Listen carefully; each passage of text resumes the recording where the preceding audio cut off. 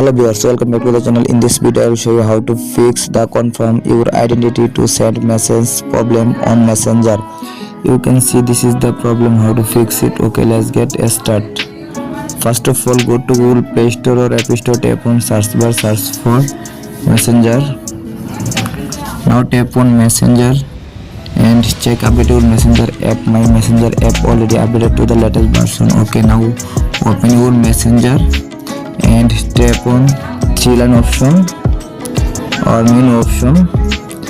Again tap on settings and scroll down, then tap on report technical problem and again tap on report anyway.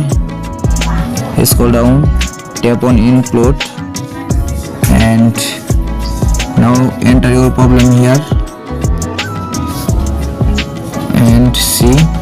Hello Messenger team, I am currently facing an issue on Facebook Messenger where I am unable to send message due to the error saying confirm your identity to send message, and tap on send option, and I hope your problem has been solved easily.